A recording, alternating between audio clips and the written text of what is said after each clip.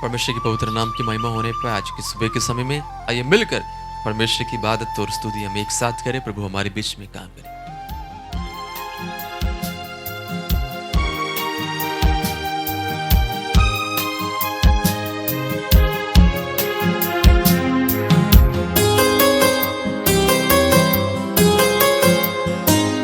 मेरे जीवन का मकसद तू है, मेरे जीने का कारण तू है। मैं जीऊं या मरूं वो तेरे लिए है।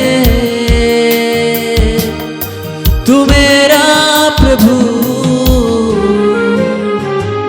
मेरे जीवन का मकसद तू है, मेरे जीने का कारण तू है। मैं जीऊं या मरूं वो तेरे लिए है। तू मेरा प्रभु,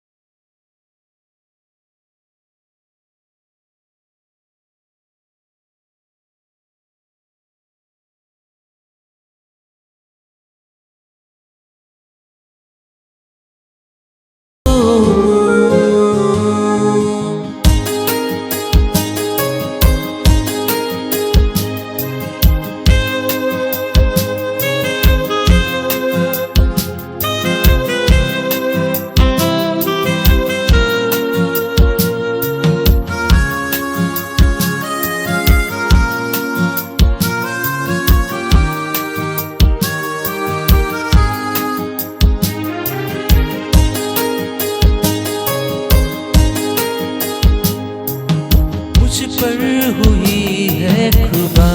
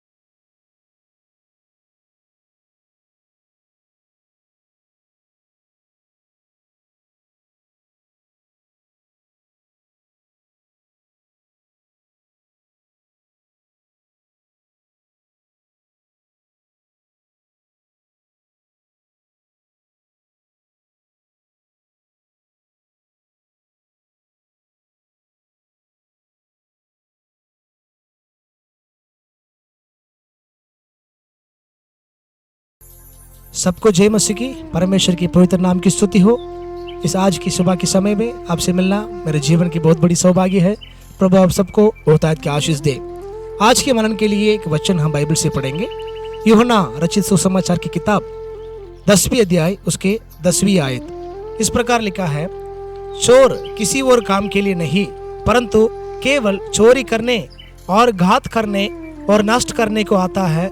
मैं इसलिए आया कि वह जीवन पाए और बहुतायत से पाए।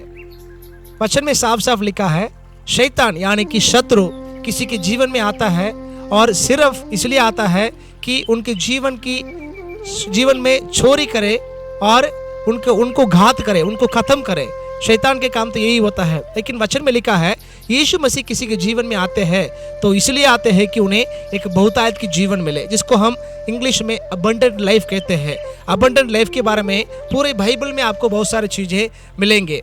और यहाँ तक यूहन्ना 3 अध्याय 16 आयत में जो हमारे जो जान पहचान एक परिचय वचन है, वहां पर इस प्रकार लिखा है कि क्योंकि परमेश्वर ने जगत से ऐसा प्रेम रखा कि उसने अपना एकलौता पुत्र दे दिया ताकि जो कोई उस पर विश्वास करे वह नष्ट ना हो परंतु अनंत जीवन पाए। यहाँ मैं आपको याद दिलाना चाहता हूँ, यीशु मसीह का यहाँ दुनिया में आने का मकसद ही, very purpose of Jesus coming on this earth is to give life which is full.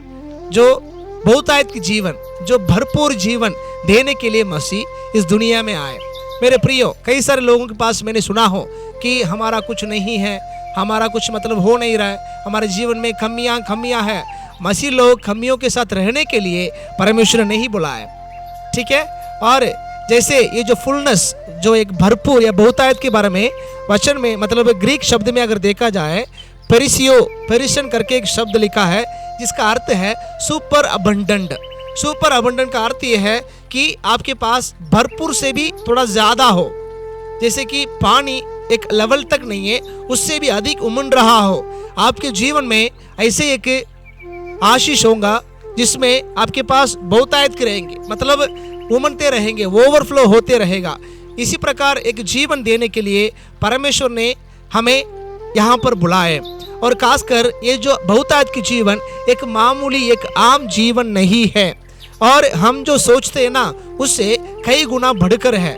हमारा मतलब सोच सीमित रहती है, जैसे कि हमारे एक घर चाहिए, हमारा मतलब एक गाड़ी होनी चाहिए, हमारे बच्चे की पढ़ाई लिखाई होनी चाहिए। ये नहीं है, इससे कई गुना बढ़कर है ये जो बहुतायत के जीवन। वचन में इसको मैं 3 प्रकार में आपको बता सकता हूँ। बहुतायत के जीवन में जो नए नियम के लोगों के पास किस प्रकार रहती है। सबसे पहले बहुतायत के जीवन का मतलब आपके शारीरिक और मानसिक आशीष को आप अपनाते हैं, और दूसरा आर्थिक आशीषों को परमेश्वर आपके जीवन में देते हैं, और तीसरा आत्मिक आशीषों को परमेश्वर आपके जीवन में देते हैं। सबसे पहला शारीरिक आशीष है और मानसिक आशीष है, और दूसरी बात आर्थिक आशीष आपको मिलती है, और तीसरा उसके बाद आत्मिक आशीष आपको मिलेंगे। जैसे कि फिजिकली कोई मतलब हमारे अंदर ऐसा कोई बीमारी ना रहे, परमेश्वर यही चाहते हैं।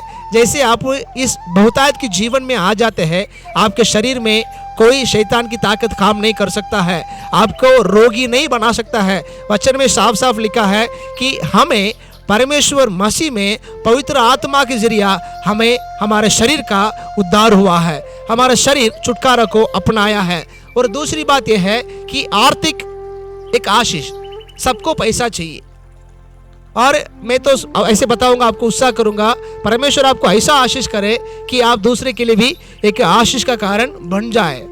आपके जीवन में ऐसा आशीषित रहे, ठीक है। घर में इतना सारा कपड़ा रहे, जो कोई घर में आते हैं वो सबको आप अपने कपड़े लेकर दे दे, और आपके घर में इतने सारे रेशन रहे, आप जो भी आपके घर में आते हैं उनके लिए इतने सारे चीजें आप उठा के दें। आप लेने वाले नहीं बल्कि देने वाले बने, यही बहुतायत के जीवन का आशीष है।